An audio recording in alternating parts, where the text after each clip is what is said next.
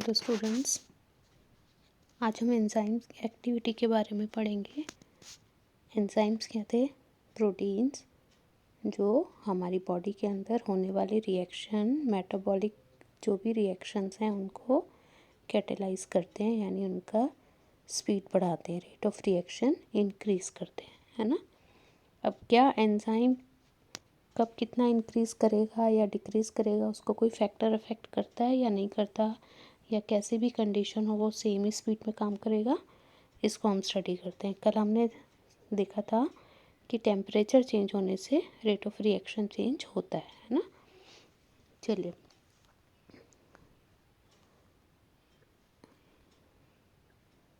Okay. The activity of an enzyme can be affected by change in conditions which can alter the tertiary structure of the protein। कोई भी condition जिससे enzyme का अपना structure change हो रहा है उससे रेट ऑफ रिएक्शन अफेक्ट होगा, ठीक है।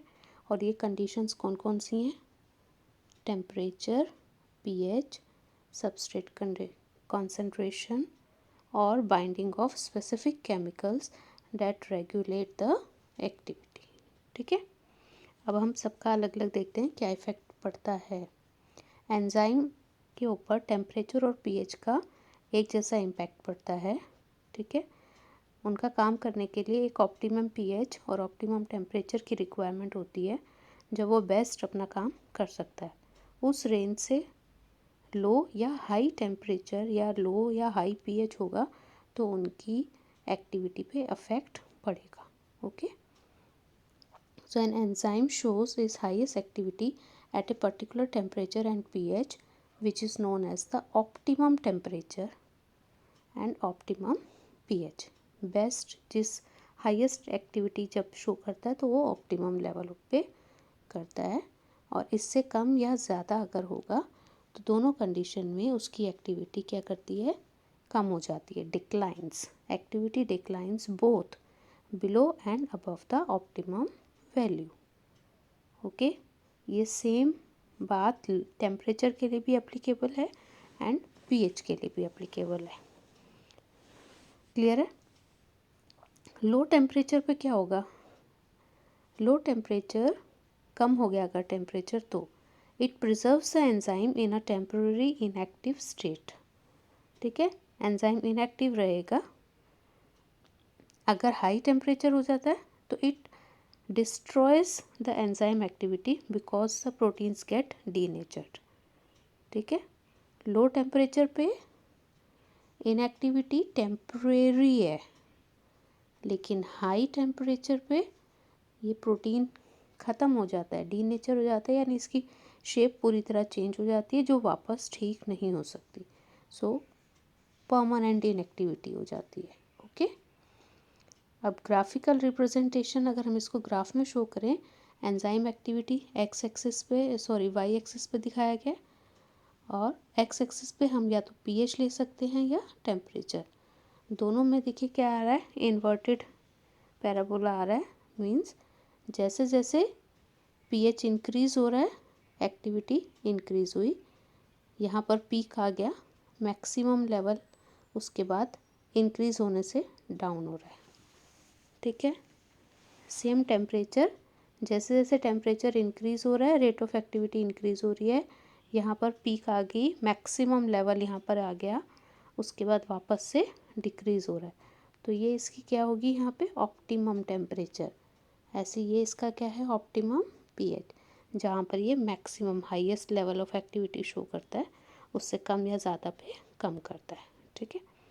अगर हम इसका ग्राफ बनाएं तो ये क्या शो कर रहा है? देखो, वेलोसिटी ऑफ रिएक्शन या रेट ऑफ रिएक्शन को हम सब कॉन्सेंट्रेशन ऑफ सबस्ट्रेट के साथ अगर ग्राफ बना रहे हैं तो क्या हो रहा है? ये धीरे धीरे इंक्रीज़ हुआ, उसके बाद एक लेवल पर आकर रुक गया।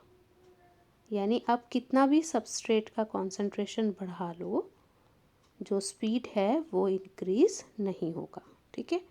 ये एक अलग है, सबस्ट्रेट कॉन्सेंट्रेशन की बात करेंगे। कितने फैक्टर्स थे अफेक्ट करने वाले? 4 थे।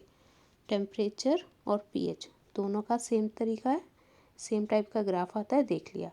अब तीसरा हम बात कर रहे हैं सबसे सबस्ट्रेट कॉन्सेंट्रेशन, यानी जिन केमिकल्स के बीच में रिएक्शन होना है उनकी कॉन्सेंट्रेशन, उनकी क्वांटिटी अगर बढ़ाएंगे तो क्या होगा, रेट ऑफ रिएक्शन इंक्रीज़ होगा, है ना।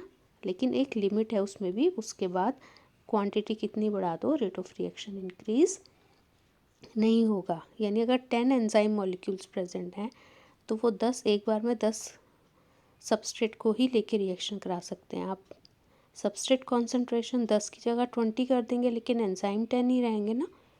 तो इसीलिए एक मैक्सिमम लेवल है जिसे बोलते हैं वी मैक्स, उसके ऊपर रेट इंक्रीज नहीं होता। ठीक है, इसके आप देख लेते हैं कॉन्सेंट्रेशन ऑफ सबस्ट्रेट में क्या होता है। With the increase in the concentration the velocity increases at first. शुरू में तो इंक्रीज होती है, कब तक इंक्रीज होगी, जब तक कि ये एक मैक्सिमम वी मैक्स तक रीच नहीं कर जाती। ठीक है, और उसके बाद it will not exceed any further, और ज़्यादा आगे इंक्रीज़ नहीं होगी, बेशक आप कितना भी कॉन्सेंट्रेशन ऑफ सबस्ट्रेट इंक्रीज़ कर लें।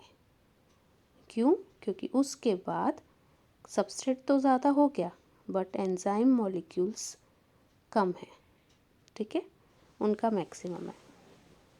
अगर पहले एक सबस्ट्रेट है और एंजाइम मॉलिक्यूल्स हैं 10, तो एक की जगह हमने सबस्ट्रेट 2 कर दिया तो 10 मॉलिक्यूल हैं काम करने के लिए, तो वो बढ़ेगा। तो 4 सबस्ट्रेट मॉलिक्यूल कर दो तो भी रेट बढ़ेगा कि ठीक है काम हो रहा है हो रहा है हो रहा है। लेकिन 10 और 10 तक आ गई रेंज, यानी अब सैचुरेशन हो गया। अब उसके बाद तुम सबस्ट्रेट बढ़ाते रहो, एंजाइम मैक्सिमम एक बार में 10 से ऊपर काम नहीं कर पाएगा। ठीक है, तो वो उस हर रिएक्शन का अलग अपना जो एक स्पीड मैक्सिमम है वो लेवल है। Okay, the activity of an enzyme is also sensitive to the presence of specific chemicals जो एंजाइम के साथ बाइंड करते हैं। ठीक है, कुछ और केमिकल्स जो सबस्ट्रेट के जैसे ही हैं और वो एंजाइम को अपना काम करने से रोक रहे हैं, तो इस टाइप के केमिकल्स को हम कहते हैं इनहिबिटर्स। ठीक है, और the process is called inhibition when the binding of chemical shuts of the enzyme activity. Enzyme की एक्टिविटी को बंद करवा रहा है, काम रुकवा रहा है। ठीक है, तो प्रोसेस क्या कहलाएगा, इनहिबिशन। और ऐसे केमिकल्स जो एंजाइम की एक्टिविटी को रोकते हैं, इनहिबिटर्स। ठीक है, अगर वो inhibitor closely resembles the substrate, substrate के जैसा ही है उसका मॉलिक्यूलर स्ट्रक्चर, तो उसको हम कहते हैं कॉम्पिटिटिव इनहिबिटर। ठीक है, अब क्योंकि उसका स्ट्रक्चर सिमिलर है, एंजाइम सबस्ट्रेट की जगह उससे बाइंड हो जाता है। ठीक है, और वो कॉम्पिटिटिव इनहिबिटर तो कोई रिएक्शन कर नहीं रहा है ना, तो इस वजह से जो मेन रिएक्शन हो रहा था वहाँ पर स्पीड स्लो हो गई, क्योंकि कुछ एंजाइम्स कॉम्पिटिटिव इनहिबिटर की वजह से ब्लॉक हो गए। ओके, समझ में आ गया। तो अब ये स्पीड में कंपटीशन दे रहा है उसको कि उसका काम होने से रोक रहा है। समझ आ गया आपको। ठीक है, तो कॉम्पिटिटिव इनहिबिटर कैसे काम करता है या उससे एंजाइम एक्टिविटी पे कैसे इम्पैक्ट पड़ता है, कि उसकी स्ट्रक्चरल सिमिलैरिटी की वजह से इनहिबिटर सबस्ट्रेट बाइंडिंग साइट पर एंजाइम से बाइंड कर सकता है, जिसकी वजह से सबस्ट्रेट बाइंड नहीं करेगा और उससे एंजाइम एक्शन में क्या होगा, कमी आएगी। एग्जाम्पल एक आपको यहाँ दिखा रखा है बेटा, inhibition of succinic dehydrogenase by malonate. Succinic dehydrogenase enzyme, ये एंजाइम का नाम है, इसको सबस्ट्रेट चाहिए सक्सिनेट, उसके बदले में कौन आ गया, मैलोनेट। तो ये यहाँ पर स्पीड स्लो हो गई प्रोसेस की। ठीक है, चलिए अब एंजाइम की एक्टिविटी के बेस पे एंजाइम्स को हम अलग अलग ग्रुप्स में बांटते हैं और उनका नाम, हर एंजाइम के पीछे ना एज लगा होगा, कोई भी एंजाइम है एकदम पहचान लेना, एज लिखा होगा लास्ट में। ठीक है, सलाइवरी अमाइलेज याद है। ठीक है, तो ऐसे जो हम एंजाइम हैं उनको कितनी कैटेगरी में डिवाइड कर सकते हैं, 6 में। फर्दर उनकी और सब क्लासेस होती हैं, वो अलग है। ठीक है, कौन से रिएक्शन वो कर रहे हैं उनके बेस पे हम बात कर रहे हैं, टाइप ऑफ रिएक्शन के बेस पे। पहले हैं ऑक्सीडो रिडक्टेस या डिहाइड्रोजिनेस। अभी आपने रिएक्शंस याद करे होंगे, पढ़े हुए हैं ना 9th में। ठीक है, तो जो ऑक्सीडेशन या रिडक्शन का कार्य रिएक्शंस हो रहे हैं उसमें जो एंजाइम्स हेल्प कर रहे हैं, ठीक है, उनको हम बोलते हैं ऑक्सीडो रिडक्टेस या डिहाइड्रोजिनेस। ठीक है, दूसरे हैं ट्रांसफरेजेस, एंजाइम जो ट्रांसफ़र का काम कर रहे हैं, यानी एक किसी केमिकल को एक सबस्ट्रेट से हटाकर दूसरे सबस्ट्रेट के साथ ज्वाइन कर रहे हैं। ठीक है, तो जो ट्रांसफ़र करने का काम करते हैं वो हो गए ट्रांसफरेजेस। ये एग्जाम्पल आप इक्वेशन समझ रहे हो ना। तीसरा है हाइड्रोलिसिस, जो हाइड्रोलिसिस करते हैं, यानी कोई ऐसा रिएक्शन जिसमें वाटर मॉलिक्यूल रिलीज़ होता है। ठीक है, उस टाइप के रिएक्शंस को करवाने में हाइड्रोलिसिस। तो हाइड्रोलिसिस किसकी हो रही है, ester molecule, ether, peptide bond, glycosidic bond, कोई भी बॉन्ड, जब कोई बॉन्ड ब्रेक हो और उसमें से वाटर मॉलिक्यूल रिलीज हो। ठीक है, तो उसको बोलेंगे एंजाइम का नाम क्या होगा, हाइड्रोलिसिस। फिर है लाइएसिस। लाइएसिस क्या है, enzyme which catalyzes the removal of groups from substrate by mechanism other than hydrolysis, leaving double bond. Water molecule हो रहा, हाइड्रोलिसिस हो रही है, लेकिन हाइड्रोलिसिस नहीं होगी, उसके अलावा किसी और तरीके से हाइड्रोजन रिमूव कर रहे हैं और डबल बॉन्ड बना रहे हैं। ठीक है, जैसे ये आपको एक मॉलिक्यूल दिखाया हुआ है, 2 कार्बन मॉलिक्यूल्स के साथ कुछ भी XY लगा है, XY हट गया और कार्बन कार्बन के बीच में डबल बॉन्ड आ गया। ठीक है, तो इसमें बोलेंगे लाइएसिस।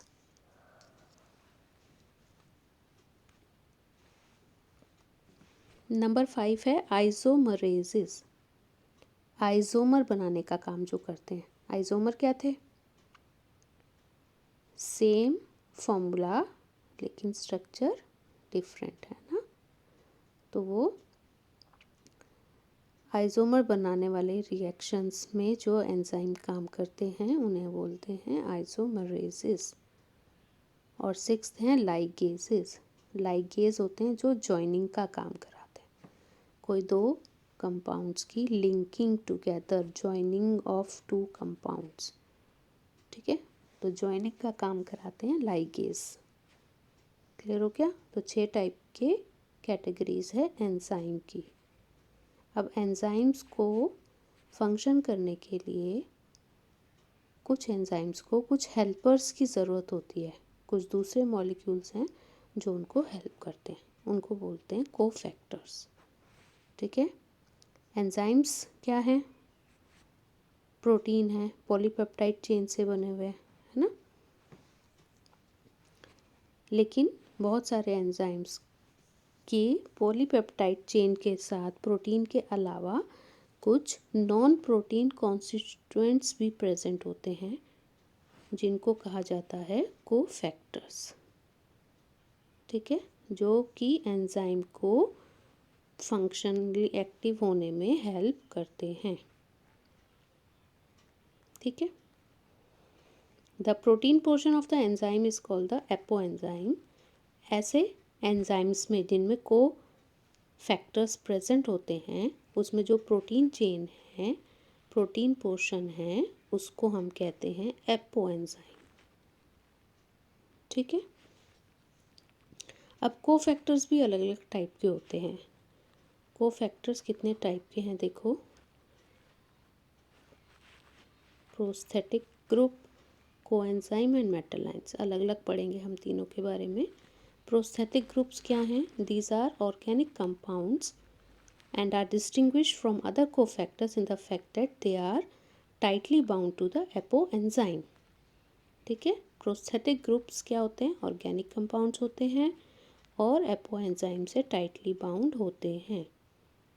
Example, peroxidase and catalase, which catalyzes the breakdown of hydrogen peroxidase to water and oxygen। ठीक है, heme is the prosthetic group and it is a part of the active site of the enzyme। ये दो enzyme के नाम बताए आपको, इसमें जो ग्रुप जुड़ा है हीम, ठीक है, हीम ग्रुप इसके साथ जुड़ के काम करवाता है। दूसरे हैं कोएंजाइम। कोएंजाइम भी ऑर्गेनिक कंपाउंड्स हैं, but their association with apoenzyme is only transient, usually occurring during the course of catalysis. ठीक है, ये परमानेंटली नहीं जुड़े हुए, जब रिएक्शन होना है उस समय ये आकर एपोएंजाइम के साथ जुड़ के जो काम है उसे करवा देते हैं। ठीक है, तो कोएंजाइम एंजाइम के साथ हेल्प करते हैं, जैसे को वर्कर बोल सकते हैं, है ना। तो जो साथी है लेकिन वो परमानेंट उसके साथ फिक्स नहीं है। ओके, और प्रोस्थेटिक ग्रुप तो परमानेंट फिक्स था। प्रोस्थेटिक समझ लो कि वो उसका हिस्सा ही है, नकली है लेकिन हिस्सा है उसका, अलग से जोड़ा गया पार्ट है बट उसके साथ ही रहता है। ठीक है, आपने वो सुना है किसी के हाथ पैर, अगर किसी का कोई एक्सीडेंट में टूट गया तो नकली हाथ पैर लगाते हैं, उसको इंग्लिश में क्या बोलते हैं बेटा? प्रोस्थेटिक लिम्स, प्रोस्थेटिक लेग, है ना। तो वो उसको चलने में मदद कर रहा है तो उसके साथ बांध के ही रखना पड़ता है ना उसको, तभी तो उसको चला पाता है वो। ठीक है, लेकिन अगर हम स्टिक की बात करें, जैसे जो ओल्ड हैं वो अपने साथ छड़ी रखते हैं तो छड़ी तो जब उसको चलना है तब वो उसको उठा के चलने में थोड़ा हेल्प कर के लिए ले लेगा, नहीं है तो भी उसके बिना भी थोड़ा चल पाएंगे, है ना। तो वो हो गया कोएंजाइम। ठीक है,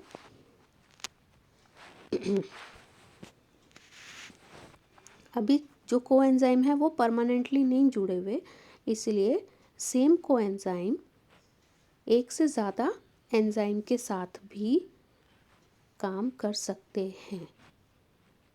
ठीक है, कोएंजाइम ज़्यादातर किससे बने हैं? विटामिन्स। फॉर एग्जांपल एक आपको कोएंजाइम का एग्जांपल बता दिया, निकोटाइनामाइड एडेनिन डाइन्यूक्लियोटाइड। ठीक है, और दूसरा है NADP। ये दोनों के अंदर जो कोएंजाइम है, हेल्पर जो है वो कौन है? विटामिन निएसिन। ठीक है, इन दोनों एंजाइम में ये प्रेजेंट होता है। तीसरी चीज़ हेल्प करती है जो एंजाइम की, वो है मेटालाइंस। ठीक है, अब मेटालाइंस हैं तो क्लियर है केमिकली क्या है? मेटल्स हैं, मेटल्स के आयंस हैं, और ये हेल्प करते हैं जो भी एक्टिव साइड है उसको बॉन्ड बनाने में हेल्प करते हैं। ठीक है, सबस्ट्रेट के साथ इजीली बाइंड करने में हेल्प कर रहे हैं। एग्जाम्पल आपको दे रखा है जिंक का। जिंक हेल्प करता है प्रोटियोलिटिक एंजाइम कार्बोक्सीपेप्टाइडेज, इस एंजाइम को हेल्प करता है।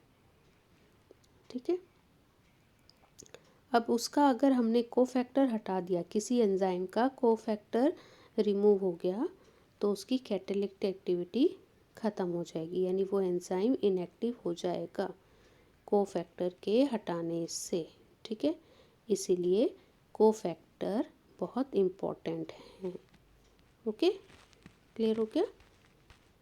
कोफैक्टर्स क्या हैं? हेल्पिंग हैंड हैं, कितने टाइप के हैं? 3 टाइप के, प्रोस्थेटिक ग्रुप, कोएंजाइम्स और तीसरा है मेटल आयंस। ठीक है, 3 कैटेगरी हैं। क्लियर हो गया? तो ये हमारा चैप्टर यहाँ ख़त्म होता है बेटा। एंजाइम के बारे में पूरा क्लियर हो गया आपका। टाइप ऑफ एंजाइम, कितनी कैटेगरी के, उनकी हेल्पिंग कौन कर रहा है, कौन से फैक्टर्स अफेक्ट कर रहे हैं। ठीक है, चलिए अब अच्छे से रीड करेंगे। अब हमारा ये चैप्टर 9 भी ख़त्म हो गया है। अच्छे से सबने रीड करना है और समझ लेना है। ओके।